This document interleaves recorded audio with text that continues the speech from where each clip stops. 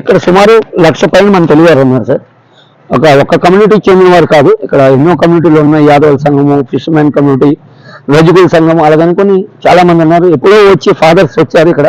ఆ టైంలో గవర్నమెంట్ వాళ్ళకి తేవడం జరిగింది. ఒక్కొక్క డిపార్ట్మెంట్, పీడబ్ల్యూడీ, మున్సిపల్, ఫారెస్ట్లో జాబ్ వేసిన తర్వాత వారి ఫ్యామిలీలు తేడము. దాని తర్వాత మేము ఇక్కడ పుట్టడం, బర్త్ ఇక్కడే, మా చదువు ఇక్కడే, మా సొంత ఇల్లు, పెళ్ళిళ్ళు అన్నీ ఇక్కడే జరుగుతున్నాయి. Peacefully place Andaman Nicobar islands ఇండియాలో అన్నిటికంటే బెస్ట్ ప్లేస్ సార్. ఇక చెప్పాల్సి ఏంటంటే డిజాస్టర్ గురించి చెప్పాలంటే లాస్ట్ 15 days ముందు ఇక్కడ సైక్లోన్ డిక్లేర్ చేశారు. సైక్లోన్ పేర్కొని నిర్ణయించారు. సైక్లోన్లో ఇక్కడ డిజాస్టర్ మేనేజ్మెంట్ ఇక్కడ ఉన్న కలెక్టర్ ప్లస్ అడ్మినిస్ట్రేషన్ ఒక డిసిజన్ ఏం చేస్తుందంటే పేపర్లో పబ్లిసిటీ చేస్తుంది. ఫిషర్మెన్ కమ్యూనిటీలు సముద్ర ప్రాంతంలో బీచెస్ ప్రాంతంలో ఉన్నవారు దయచేసి సైక్లోన్ వస్తుంది కాబట్టి దయచేసి మీరు చేపలు పట్టడానికి వెళ్ళకండి అని పెట్టడం జరుగుతుంది. ఆ ఫిషర్మెన్ కమిటీలు అందరూ కూడా మాట్లాడుకొని ఇది ఒక మంచి డిసిజన్, ఎవరి ఇంట్లో వాళ్ళు ఉంటారు. కానీ ఆ టైం అప్పుడు బయటకు వెళ్ళకపోయినా వాళ్ళ ఆదాయం వాళ్ళు కూడా ఉన్నదాంతో అడ్జస్ట్ చేయడం కానీ ఎటువంటి ఉండదు. ఎక్కువగా డిజాస్టర్ కానీ వస్తే అండమాన్ అడ్మినిస్ట్రేషన్ ఇక్కడ డిజాస్టర్ మేనేజ్మెంట్ కూడా ఉంది. డైరెక్టర్ ఈ కమ్యూనిటీ హౌస్ ఉన్నాయి, ఎవరికి ఇబ్బంది కంటే అలాంటి జాగ్రత్త పెట్టి భోజనం పెట్టడము. లాస్ట్ సునామీ టైం జరిగింది, ఎర్త్క్వేక్ వచ్చినప్పుడు 2004లో. ఇలాగే అడ్మినిస్ట్రేషన్ బాగా ఇచ్చేస్తుంది సార్. అక్కడ మన శ్రీకాకుళం కూడా గత 30 సంవత్సరాల్లో 17 సైక్లోన్లు వచ్చినాయి. సార్ సైక్లోన్ వస్తుంది, బోట్లు పోతాయి, ఇల్లులు ఎగిరిపోతాయి, కప్పులు ఎగిరిపోతాయి, జనాలనేమో షెల్టర్లో పెడతారు. మీరు అన్నట్టు బిర్యానీ ప్యాకెట్లు, తర్వాత ఏవో మా భోజనాలు ఇస్తారు, అయిపోద్ది, కెమెరాలు వెళ్ళిపోతాయి, ఎవరింటికి వెళ్ళిపోతారు, వీళ్ళు మళ్ళీ సముద్రంకి వెళ్ళాలి. అలాగే ఉంది. సో ఇలాంటి పరిస్థితుల్లో మన ఇక్కడ మీరు అందరూ కలిసి అండమాన కార్మికులు అందరూ కలిసి డబ్బులు వేసుకొని అక్కడికి మన ఊరు పంపించి అక్కడ ముఖద్వారాలు కట్టిస్తున్నారు, అక్కడ గుళ్ళు కట్టిస్తున్నారు, అక్కడ ఇంకా మరి ముందు హాస్పిటల్, స్కూళ్ళు కట్టిస్తారని మేము అనుకుంటున్నాం. రియాక్షన్ ఏంటి? తప్పకుండా. యాక్చువల్లీ ఏంటంటే సార్, ఇప్పుడు అండమాన్లో సుమారు శ్రీకాకుళం డిస్ట్రిక్ట్ సంబంధించిన 48-49 గ్రామాలు ఉన్నాయి ఇక్కడ. దానికి లాస్ట్ 3 times సెలక్షన్ అయింది. 10 years జనరల్ సెక్రటరీగా ఉంటున్నాం. ఆ టైం అగ్నికుల క్షత్రియ సంఘం ఉంది. ఇక్కడ ప్రతి గ్రామం నుంచి ఏంటంటే గవర్నమెంట్ సర్వెంట్ము, ఊరు బాగుండాలి, ఊరు అభివృద్ధి చెందాలని కొంత ఫండ్ మేము ఇంటికి పర్ మంత్ అని వేసుకొని ఒక ఫండ్ 10 lakhs 15 lakhs అయినప్పుడు ఊరికి వెళ్ళేసి మన ఎవరి ఊరిలో ఏంటి అవసరము, ఫుట్పాత్ అవసరమా, త్రాగడానికి నీరు అవసరమా, లేకపోతే దేవాలయం కట్టడానికి సింహద్వారం అవసరమా, ఇలాంటి కానీ ప్రాజెక్ట్ అక్కడ సర్పంచ్తో అక్కడ గ్రామస్తులతో మాట్లాడి ఎవరి గ్రామాల్లో ఇక్కడ ఫండ్ పంపుకొని డెవలప్మెంట్ జరుగుతుంది సార్. ఇక్కడ 49 గ్రామాల మనుషులు ఉన్నారు ఇక్కడ. 100% శ్రీకాకుళం గ్రామాలు ఇక్కడ మంచి జరుగుతుంది. అందరూ జనాలకు తెలియదు. లేదు తప్పు సార్, ఇది రైట్, మీరు 100% రైట్. ఈ మెసేజ్ అంటే ప్రజలకు తెలియదు లేదు. ఎందుకంటే ఎవరి గ్రామం చేసుకుని అంతేగాని ఎంజాయ్మెంట్ కానీ మీడియా ద్వారా కానీ ఎటువంటి కూడా పబ్లిసిటీ మాత్రం అవడం లేదు సార్. ఇక మన శ్రీకాకుళం జిల్లాలు చూసుకోండి, సోంపేట 10 సంవత్సరాలుగా సంబరాలు చేయాలంటే ఇక్కడ నుంచి ఎంతమంది ఉన్న గ్రామస్తులందరూ వెళ్ళడము, అక్కడ 10 lakhs వీళ్ళ తరఫున డొనేషన్ ఇవ్వడం. మామిడిపల్లి గ్రామం ఉంది, అక్కడ ఒక సింహద్వారం కట్టాలని అది అండమాన్ నుంచే. ఇక జింగిపేట గ్రామంలో ఒక సింహద్వారం కట్టాలి, అది కూడా అండమాన్ నుంచే. అలాగే ప్రతి గ్రామం ముందు, ఇంటి ముందు, గ్రామం ముందు ఏంటంటే ఒక సింహద్వారం వస్తుంది, ఇది ఈ గ్రామము అనుకోండి. మీరు అలా డబ్బులు పంపించాల్సిన అవసరం ఏంటి ఉంది? అసలు ఎందుకు పంపిస్తున్నారు? ఎందుకు పంపిస్తున్నాం అంటే ఇక్కడ 80% మనం గవర్నమెంట్ సర్వెంట్ సార్. దేవుడి దయ వల్ల ఆ టైం అప్పుడు ఫాదర్స్ అందరం వచ్చాం. ఇక్కడ మంచి ఎడ్యుకేషన్, మంచి జాబ్స్ ఉంది.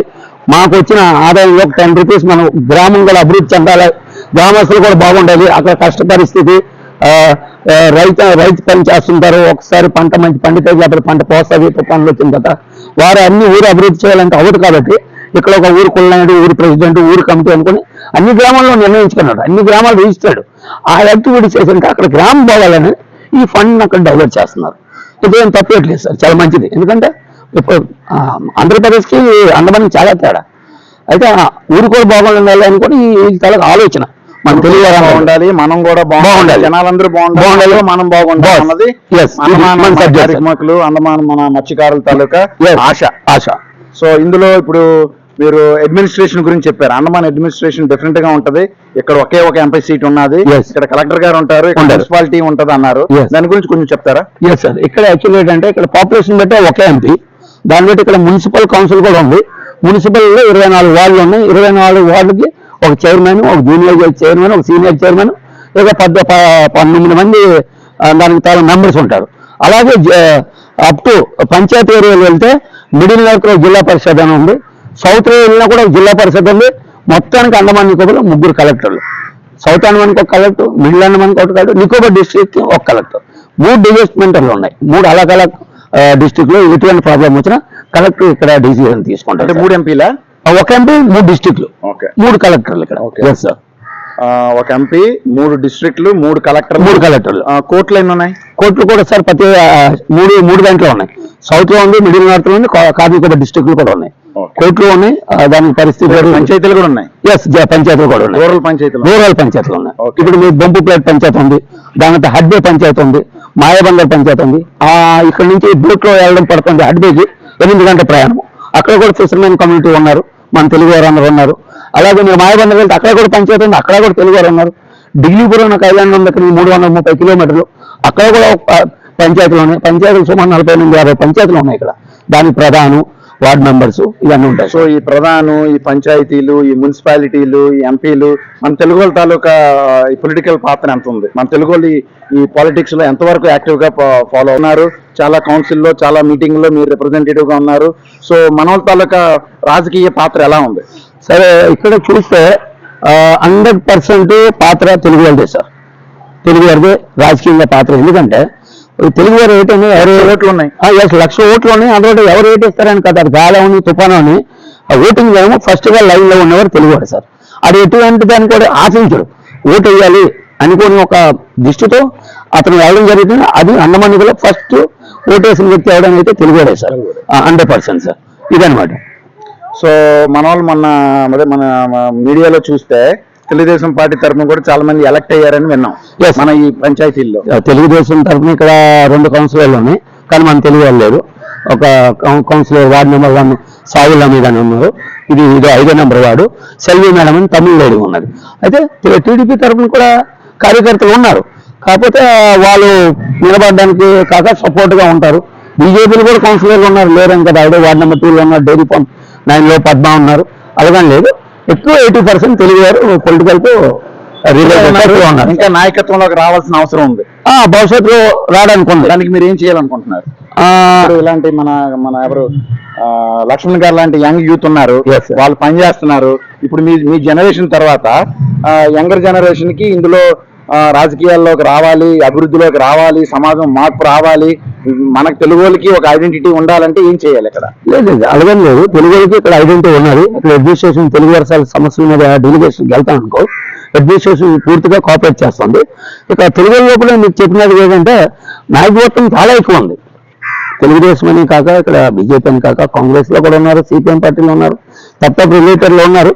అయితే మేమంటే గవర్నమెంట్ సర్వెంట్ కాబట్టి మేము గవర్నమెంట్ సర్వెంట్లు ఎంతమంది ఉన్నారు? మన వాళ్ళు ఎక్కడెక్కడ పని చేస్తుంటారు? మన డిపార్ట్మెంట్ అంటే హెల్త్ డిపార్ట్మెంట్ లో చేస్తున్నారు, పోలీస్ డిపార్ట్మెంట్ లో చేస్తున్నారు, ఎలక్ట్రిసిటీ డిపార్ట్మెంట్ లో చేస్తున్నారు, పీడబ్ల్యూలో చేస్తున్నారు, మున్సిపల్ లో చేస్తున్నారు. ముఖ్యంగా ప్రతి డిపార్ట్మెంట్ లో తెలుగు వారు ఉన్నారు. Yes, government servant. So Telugu వారు ఇక్కడ దాన్ని ఏమంటారు, ఫిషింగ్ యాక్టివిటీస్ లో ఉన్నారు, గవర్నమెంట్ డిపార్ట్మెంట్ లో ఉన్నారు, రాజకీయంగా చైతన్యం ఉన్నారు. మన ఊరికి ఏదైనా చెయ్యాలని డబ్బులు కలెక్ట్ చేసి ఒక నెంబర్ 1 పొజిషన్ లో ఉన్నారు. సో ఇంకా మన తెలుగు వారి గురించి తెలుసుకోవాల్సిన ఏమున్నాయి? తెలుగు వారి గురించి అంటే ఇక్కడ ఫిషింగ్ ప్లేస్ మీరు ఆల్రెడీ చూసారు. ఒకటి జమ్లీఘాట్ ఫిషింగ్ మార్కెట్, అలాగే డిగ్నాబాద్. ఇది ఒక డిగ్నాబాద్ చిన్నగా ఉంది. ఇది జస్ట్ ఏంటంటే ఫిష్ వస్తుంది, సేల్ చేసిన మార్కెట్. ఇది ఫిషింగ్ చేసిన వచ్చిన పడవలు ఇక్కడికి వచ్చి వెళ్ళిపోతాయి, ఫిష్ ఇచ్చేసి. ఇది ఒక 10 గంటల దాకా ఫిషింగ్ సేల్స్ ఉంటుంది అనమాట. అయితే ఇక్కడ మార్కెట్ 10 ఏరియాలో ఉన్నాయి. పానీగట్లు ఉంది, జమ్లీఘట్లు ఉంది. ఎవరి ఏరియాలో ఆ ప్రాంతం, ఎక్కడున్న చుట్టుపక్కల ప్రాంతాలు ఇక్కడికి వస్తారు. హైడ్రో నుంచి అక్కడ ఉన్న హైడ్రోకి వెళ్తారు, చాటం బ్రిడ్జ్లు అమ్ముతారు, చాటం నెల్లూరు బ్రిడ్జ్ వెళ్తారు. జమ్లీఘట్లు ఉన్న జమ్లీఘట్లో ఇక్కడి నుంచి ఫిష్ మొత్తం ఎక్స్పోర్ట్ అవుతుంది సార్. ఢిల్లీ, కలకత్తా, మ్యాంగ్లూర్, హైదరాబాద్ అంత ఇక్కడ నుంచి ఫిష్ ఎక్స్పోర్ట్ అయిపోతుంది. బై ఫ్లైట్ లో చేసిన ఎవరు ఉన్నాయి సార్? ఇక్కడ ఫిషింగ్ తరఫున రిజిస్టర్డ్ ఉన్నాయి కొన్ని. ఎవరు ఫిషింగ్ డిపార్ట్మెంట్ లైసెన్స్ ఎవరికి ఇచ్చిందో సుమారు 25 నుంచి 30 మంది ఇక్కడ ఉన్నారు, కంపెనీలు ఉన్నాయి బై నేమ్ మీద. వాళ్ళందరూ డ్యూటీ అండ్ రెస్పాన్స్ ఏంటంటే ఐస్ మంచి ఫిష్ ని క్లీన్ చేసి ప్యాక్ చేసి డైలీ ఫ్లైట్ లో పంపించడం జరుగుతుంది. ఇదే పద్ధతి మన శ్రీకాకుళం జిల్లా గ్రామాల్లో కూడా జరుగుతుంది. నెడమూరు వెళ్ళాము, అక్కడ కూడా ఒక ఆయనేమో పలాసలో వచ్చి ఉంటాడంట, షావుకారు. ఆయనేమో మన విలేజ్ లో ఏజెంట్లు పెడతాడట. వీళ్ళేమో ఇక్కడ ఇగో ఈ రోజు రేటు ఎంత ఉంది, చందవా కిలో 500 రూపాయలు ఉంది, షావుకారుకి అడుగుతాడు. కొని ఏంటంటే వీళ్ళు కొనేసి మొత్తం అవన్నీ లారీలు వేసుకుని వెస్ట్ బెంగాల్, కేరళ, తర్వాత మిడిల్ ఈస్ట్ అటు వెళ్తాయి. సో సిస్టమ్ ఒకటి అక్కడికి ఇక్కడికి. ఎస్ సార్, 100% డిఫరెన్స్ అయితే సేమ్ సిస్టమ్ ఇక్కడ కూడా ఉంటుంది. మధ్యవర్గము ఏజెంట్స్ ద్వారా వాళ్ళకి సిస్టమేటిక్ వెళ్తూ ఉంటుంది. నేను పట్టుకొని వచ్చాను, మీకు హోల్సేల్కి ఇచ్చాను. మీరు ఏం చేయాలి, మరో వ్యక్తి హోల్సేల్కి ఇచ్చారు, అతను ప్యాక్ చేస్తారు, ఇంపోర్ట్ చేస్తారు. అక్కడ ఒక పార్టీ రిసీవ్ చేయడం, అతను మార్కెట్కి వెళ్ళి అది చెప్పడం, ఇదే నడుస్తుంది. కాకపోతే మెయిన్లాండ్కి ఇక్కడ తేడా ఏంటంటే ఇక్కడ ఫిష్ మెయిన్లాండ్ కంటే ఇక్కడ డిఫరెన్స్ చాలా తక్కువ రేటు ఇక్కడ. సో మన మత్స్యకారులకు సరైన రేటు అంత ఉందా? ఏ సార్, 100% ఉంది. ఎలా చెప్పగలరు? ఎందుకంటే ఇక్కడ సబ్సిడీ ఇస్తున్నాం. ఈ ఫిషింగ్ చేయడానికి సబ్సిడీ ఫిషరీ డిపార్ట్మెంట్ అన్ని విధాలు సదుపాయం చేస్తుంది. కాబట్టి ఇక్కడ ఎటువంటి కూడా సమస్య లేదు. మనకు ఎటువంటి ఏదైనా బయటకు వెళ్ళి రావాలా కష్టమో ఎట్లేదు. ఇక్కడ సేఫ్టీ వాళ్ళకి వచ్చిన ఆదాయం సరిపోయి కాబట్టి చీప్ అండ్ బెస్ట్ వాళ్ళు అమ్ముతున్నారు సార్. వాళ్ళకి అది సరిపోదు. సో ఫర్ ఎగ్జాంపుల్ మన ఊరు నుంచి ఇప్పుడు ఫర్ ఎగ్జాంపుల్ గారమండలం ఉంది, లేకపోతే అక్కడ డిమచ్చిలేసి ఉంది, అక్కడ నుంచి కొందరు వెరావలు వెళ్ళిపోతున్నారు, కొందరు కాండ్లా వెళ్ళిపోతున్నారు, కొందరు సీమేన్లకి వెళ్ళిపోతున్నారు, కొందరేమో పారాదీప్ వెళ్ళిపోతున్నారు, కొందరు అండమాన్ వస్తున్నారు. సో ఎవరు ఎక్కడికి వెళ్తున్నారు అన్నది వాళ్ళు సొంత చాయిస్. అది అండమాన్ వచ్చిన వాళ్ళ పరిస్థితి బాగుందంటారు అయితే? 100%. ఇండియాలో మీరు ఎక్కడికి వెళ్ళినా కూడా, మీరు ఎవరి దగ్గర పనిచేసినా కూడా టైం మీద జీతాలు ఇవ్వరు. ఇక్కడ అండమాన్ కూడా మన తెలుగు వారి సమస్య వదిలేండి. కలకత్తా నుంచి, బంగ్లాదేశ్ నుంచి, మద్రాస్ నుంచి ఇక్కడికి వస్తున్నారు. ఎందుకంటే ఇక్కడ కాంట్రాక్ట్ అయినట్టు వాడికి ఉండడానికి సదుపాయం ఇవ్వడం జరుగుతుంది, వాడికి భోజనం ఇవ్వడం జరుగుతుంది, టైం వచ్చేటప్పుడు పేమెంట్ కూడా ఇవ్వడం జరుగుతుంది. ఇక్కడ అంత నీట్ అండ్ క్లీన్ డిసిప్లిన్ అన్నమాట. అందు గురించి కారణం ఏంటంటే ఇది ఒక మినీ ఇండియా. ఇది ఒక తమిళనాడుకి సంబంధించింది కాదు, ఆంధ్రాకి సంబంధించినది కాదు, బీహార్కి సంబంధించి కాదు. ఇక్కడ ఏంటంటే పంజాబీ వాళ్ళు ఉన్నారు, యూపీ ఉంది, ముస్లిం ఉన్నారు, తెలుగు ఉన్నారు, తమిళ వారు ఉన్నారు. ఇక్కడ ఎటువంటి సమస్యలు కూడా లేదు. మాలో కలిసి ఉంటాం. ఇంట్లో ఉంటే తెలుగులో మాట్లాడతాం, బయటకు వస్తే హిందీలో మాట్లాడతాం. ఎందుకంటే ఇంకంటారు మినీ ఇండియా, కాలాపాని. అందు గురించి ఇది ఎలాగో ఉంటుంది కాలాపాని. ఇదేమో మేబీ సఫేద్ పాని.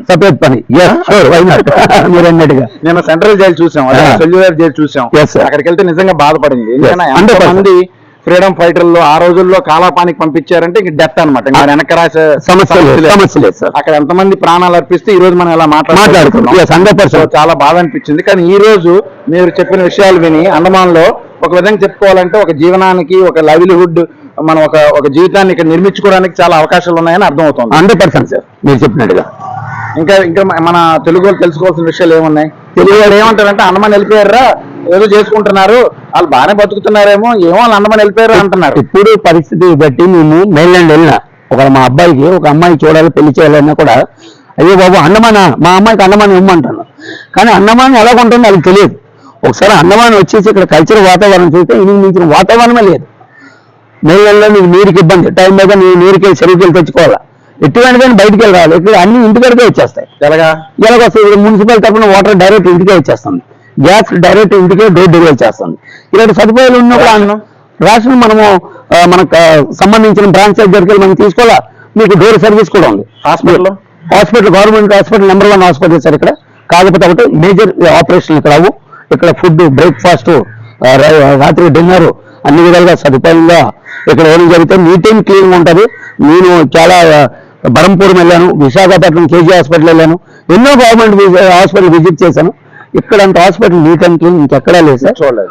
మీకు చూపిస్తాను. ఇది కూడా అది చాతం సౌమిల్ ఇండియాలో 2వ స్థానంలో ఉంది, కర్రూలు mill.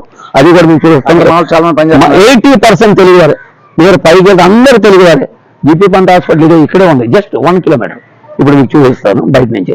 Number 1 neat and clean. కాకపోతే ఇక్కడ ఒక ఎమర్జెన్సీ టైము మాకు సరైన సదుపాయాలు అంటే మేము అప్పుడు ఆ టైం అప్పుడు చెన్నై కలకట్టాకి వెళ్ళాము. ఎందుకంటే అటువైపు ఫ్లైట్ ఉండేది. ఇప్పుడు విశాఖపట్నం కూడా ఫ్లైట్ అయ్యింది. మన Ashok Gajapathiraju civil aviation minister ఉన్నప్పుడు ఇక్కడ లెఫ్టినెంట్ గవర్నర్ ఏకే సింగ్ ఉండేటప్పుడు ఇదే మన జాయింట్ యాక్షన్ తరఫున అన్ని జాతుల కులాలకు కలుసుకొని నేను ఒక డెలిగేషన్కి వెళ్ళాను. చెన్నైకి కలకత్తా వెళ్ళడానికి భాషకి ఇబ్బంది, ఉండడానికి ఇబ్బంది సార్. అన్ని విధాలుగా సదుపాయాలు ఇస్తున్నారు. మాకు ఎందుకు ఫ్లైట్ చేయడం లేదంటే ఆ టైంలో లెఫ్టినెంట్ గవర్నర్ గారు నాకు బాగా సపోర్ట్ చేశారు. ఏకే సింగ్కి ప్రత్యేకంగా ధన్యవాదాలు. అలాగే మన విజయవాడ అశోక్ గజపతిరాజు కూడా నేను ప్రత్యేకంగా ధన్యవాదాలు చేయాలి. ఈరోజు మన తెలుగు వారందరూ హాయిగా అదే మోడీ గారు అన్నట్టుగా హవా చెప్పలు పైన వాళ్ళది హవా జాగాని ఆ దినం ఈ రోజు వస్తుంది. మన తెలుగు వాళ్ళందరూ ఈ రోజు డబ్బు ధనం చూడకుండా వెళ్తున్నారు, హోమ్ టౌన్ వెళ్తున్నారు, ట్రీట్మెంట్ చేసుకునే వస్తున్నారు, ఎడ్యుకేషన్ పర్పస్ వెళ్తున్నారు, సొంత ఊరికి వెళ్ళి ఇల్లు కట్టుకుని డెవలప్మెంట్ చేసుకొని ఈ వైజాగ్ ఫ్లైట్ అందుబాటులో ఉంది. మాకు అన్ని విధాలుగా సదుపాయంగా ఉంది. కాబట్టి మీరు చెప్పింది అక్షరాలు నిజం. ఎందుకంటే మన ఊరిలో ఇంతకుముందు వాటర్ గాలివాడలో 2 days వెళ్తాం. అప్పుడు నీటి వాడలో 5 days 6 days అయ్యేది. చెన్నై కలకత్తా నుంచి మనం ఊరికి చేరాలంటే 7 days. ఈ రోజు ఏ రోజు ఏదైనా 10 గంటల ఫ్లైట్ ఎక్కానంటే ఈవినింగ్ 6 గంటలకల్లా నేను శ్రీకాకుళం జిల్లా బారువా గ్రామంలో దిగిపోతున్నాను. అంత సదుపాయాలు వస్తాయి సార్. సో ఇప్పుడు జాయింట్ తెలుగు యాక్షన్ కమిటీ గురించి మాట్లాడారు, దాని గురించి కొంచెం చెప్పండి. Joint action Telugu committee Andaman Nicobar ఎందుకు తయారైందంటే, తెలుగు ఇక్కడ ముందు సమస్య మినీ ఇండియా అని చెప్పాను. ఇక్కడ జాతి బాధల మీద రకరకాలుగా ఏంటంటే మనుషుల తమ తమ యూనిట్లు తయారు చేస్తున్నారు తమ తమ ఉపయోగాలకి. ఒక కమ్యూనిటీ పేరు మీద నెత్తలేను, కానీ మా తెలుగు వారికి కూడా ఎటువంటి సమస్య వచ్చినా, వాళ్ళు రిజర్వేషన్, ఒక బ్లడ్ డొనేషన్ కావాలన్నా, ఒక కష్ట పరిస్థితులు ఉన్నారన్నా, మన తెలుగు వారు ఎవరు విమర్శించినా దానికి విడిచిపెట్టకూడదు. మన తెలుగు వాళ్ళ మన ఒక ఏకత ఉండాలి, జాతీయ మతాలు లేక ఉండాలి. మీది ఎటువంటి సమస్య ఉన్నా జాయింట్ యాక్షన్ తెలియజేయండి. అందుబాటులో వెంటనే మాలో ఉన్నవారు చేరిపోయి అక్కడ ఎటువంటి సమస్య జరిగిందో ఆ సమస్యలు సాల్వ్ చేయడానికి జాయింట్ యాక్షన్ తెలుగు కమిటీ తయారైంది అండమాన్ నికోబార్ ఐలాండ్స్ లో. అందులో ఎవరెవరు ఉన్నారు సార్? ఇప్పుడు ప్రస్తుతం నేను ప్రెసిడెంట్ గా గేదెల ప్రసాదరావు, నేను అలాగే వైస్ ప్రెసిడెంట్ గా మోహిని మేడం గారు ఉన్నారు, బల్లా సూర్యనారాయణ ఉన్నారు, కాంతారావు ఉన్నారు, సత్య ఉన్నారు, హేమరాజు ఉన్నారు, మహేష్ ఉన్నారు, ఆనందరావు ఉన్నారు. అన్ని కులాలకి కలిపి ఈ జాయింట్ యాక్షన్ కమిటీ తయారైంది. ఇప్పుడు మీ ఫోన్ నెంబర్లు అన్నీ ఎలా తెలుస్తాయి వీళ్ళకి? ఎవరికి? మన తెలుగు వాళ్ళకి. మన జాయింట్ యాక్షన్ కమిటీ ఒకటి ఉన్నదని తెలుసా జనాలకి? ఎస్, 100% మీడియా ద్వారాగా, పేపర్ ద్వారాగా ఇక్కడ జరిగిన ప్రోగ్రాలకి. మొన్న ఒక తెలంగాణ పార్క్ మెయిన్ సిటీ ఏ మినిస్టర్ వచ్చినా అక్కడే మీటింగ్ పెడతారు. అండమాన్ నికోబార్ దీవుల్లో నాన్ పొలిటికల్ ఆర్గనైజేషన్ గా జాయింట్ యాక్షన్ తెలుగు కమిటీ జనవరి 6వ తారీఖున మహాసభ ఒకటి తయారైంది. మన తెలుగు వారు ఎక్కడెక్కడ ఉన్నారో అందరూ కూడా వచ్చి ఆ కార్యక్రమంలో పాల్గొని ఆ కార్యక్రమం జయప్రదం ఏ రోజు జరిగిందో ఆ రోజే మా ఫోన్ నెంబర్లు, మా పేర్లు ఈ దీవుల్లో అందరి దగ్గర ఉన్నాయి సార్. సో ఆ జాయింట్ యాక్షన్ కమిటీ మన కల్చరల్ యాక్టివిటీ చేస్తుంది, ఎవరికైనా ఏదైనా ఇబ్బందులు వస్తే ఆదుకుంటది. ఇక్కడ మన తెలుగు వాళ్ళకి రిప్రజెంటేషన్ ఇక్కడ గవర్నమెంట్ ఇస్తుంది. ఇక్కడ విద్య గురించి, పిల్లల గురించి, ఎడ్యుకేషన్, హెల్త్ పర్పస్ గా ఫిషర్మెన్ కమిటీ ఏమేమి బెనిఫిట్లు ఇవ్వాలి అన్ని విధంగా మేము అన్ని డిపార్ట్మెంట్ తో డెలిగేషన్ చేస్తున్నాం. ఇలాంటి జాయింట్ యాక్షన్ కమిటీ మన ఊర్లో ఉన్నదా? శ్రీకాకుళంలో ఉన్నదా? సార్, శ్రీకాకుళంలో ఇక అక్కడ ఆంధ్ర అసోసియేషన్ అని పెట్టుకున్నారు. నేను విశాఖపట్నం వెళ్ళాను, బిలా వెళ్ళాను, బొంబాయిలోకి వెళ్ళాను, మన నాయన జగదీశ్వరతో కలిశాను. అక్కడ కూడా నాకు సన్మానం కార్యక్రమం చేశారు మహారాష్ట్రలో. అయితే అక్కడ ఆంధ్ర అసోసియేషన్ అని ఉంది, ఇక్కడ ఆంధ్ర అసోసియేషన్ ఉంది. అది ఖాళీ ఇన్కమ్ అండ్ ఎక్స్పెండిచర్, ఇంకా మ్యారేజ్ కన్ఫరెన్స్ హాల్ ఉన్నాయి, షాప్స్ ఉన్నాయి. కాబట్టి ఆ పర్పస్ లో నడుస్తుంది. మరి మన తెలుగు సమస్య వస్తే ఎవరు ఆదుకుంటారు, ఎవరు ముందుకు వస్తారని అనే ఆలోచనతో మేమందరం ఒక దగ్గర కూర్చొని ఈ యొక్క కమిటీ ఫామ్ చేస్తాం. రైట్. అని ఇంకేంటి మనం తెలుసుకోవాల్సిన ఇంకేమైనా ఉన్నాయా? ఎన్ని స్కూళ్ళు ఉన్నాయి? తెలుగు స్కూల్ ఎన్ని ఉన్నాయి సార్? తెలుగు స్కూల్ అనేది ఇక్కడ చాలా తక్కువ ఇప్పుడు. ఎందుకంటే తెలుగు ఇక్కడ మన ఆంధ్రాలో కాదు. మీకు తెలుగు ప్రిపేర్ వెళ్తే మనకి ఫ్యూచర్ లేదు ఇక్కడ. ఎందుకంటే మన పేపర్ అంతా వచ్చింది ఇంగ్లీష్లో, హిందీలో. మనం తెలుగులో చదివినా కూడా ఇక్కడ 12th పాస్ అయిపోతే ఇక్కడ ఏం ఫ్యూచర్ లేదు. మీకు చెన్నై, కలకత్తా, హైదరాబాద్, బెంగళూరు ఎక్కడికైనా వెళ్ళిపోవాలి. అక్కడ అంత ఇంగ్లీష్లో ఉంది, తెలుగు పేపర్ ఉండదు. అక్కడ ఇబ్బంది అవుతుంది. కాబట్టి అడ్మినిస్ట్రేషన్ డిసిజన్ తీసుకుంది మాతో సహాయించే వేరే తెలుగు మీడియం బంద్ చేస్తున్నారు సార్. ఇప్పుడు 5th క్లాస్ దాకా ఉంది, 8th క్లాస్ దాకా కూడా ఉంది, 12th క్లాస్ ఉంది. క్లాస్లో 10 members 20 members ఉన్నారు. అంత తగ్గిపోయి అంత ఆలోచన ఏంటంటే నేను జస్ట్ ఇప్పుడు నేను ఒక ఎంప్లాయీ, నా పిల్లలకి ఎక్కడ కార్మిక స్కూల్, మంచి number 1 school, private school, ₹1,00,000 deposit చేసి నేను పిల్లలు వేస్తాను. నా ఇంటి పక్కన ఉన్న కుర్రోడు ఆటో డ్రైవర్, వాడు ఏంటంటే ప్రసాద్ రావు వాడు కొడుకు కోసం కార్మిక స్కూల్ వేసాడు. మరి ఇక్కడ పిల్లలు ఫ్యూచర్ కదా, నేను కష్టపడి ఏదో చేసి వాడు కూడా నాలుగు చేసి వాడి పిల్లలు కూడా ఇంగ్లీష్ మీడియం వేయడం జరుగుతుంది. అందువల్ల తెలుగు మీడియం ధీరే బంద్ అయింది. ఎందుకంటే తెలుగు మీడియంలో ఉన్న టీచర్లు వాళ్ళ పిల్లలకి బయట స్కూల్లో ఎడ్యుకేషన్ చేస్తున్నప్పుడు బయట వాళ్ళు కనబడుతున్నారు. తెలుగు మీడియంలో టీచర్ వాళ్ళ పిల్లలు వాళ్ళ భవిష్యత్తుకి ఇంగ్లీష్ మీడియంలో కార్మిక స్కూల్లో మోడల్ స్కూల్ వేసుకుంటారు. మన తెలుగు వాళ్ళ పిల్లలు టీచర్ రేట్ అని ఇది జరిగింది సార్. అందువల్ల తెలుగు మీడియం ధీరే బంద్. ఒకప్పుడు ఉండేది, మిగతా మీడియం బంద్ అవుతున్నాయి. తెలుగు మీడియం, తమిళ మీడియం, బెంగాలీ ఇవన్నీ తగ్గుతున్నాయి. ఇప్పుడు ప్రస్తుతం ఇంగ్లీష్ మీడియం నెంబర్ 1 పొజిషన్ లో అండమాన్లో ఉన్నది. బేసిక్స్ చెప్తారు. తెలుగు సబ్జెక్ట్ ఉంటుంది తెలుగు పిల్లలకి, ఒక సంస్కృతి అని, అదే 5th 8th క్లాస్ దాకా ఉంటుంది. జస్ట్ మాతృభాష అంతర్గత, అది జస్ట్ మాతృభాష అని ఉండదు సార్. సో ఇంకా పోర్ట్ బ్లేయర్ గురించి తెలుసుకోవాల్సిన విషయాలు ఏమున్నాయి? పోర్ట్ బ్లేయర్ ఇంకేం చెప్తాను సార్, మీకు చూడండి నెక్స్ట్ వీడియోలో చెప్తాం. ఈ వీడియో ఇక్కడ ఈ ఊరు ఏదైనా చూపించండి.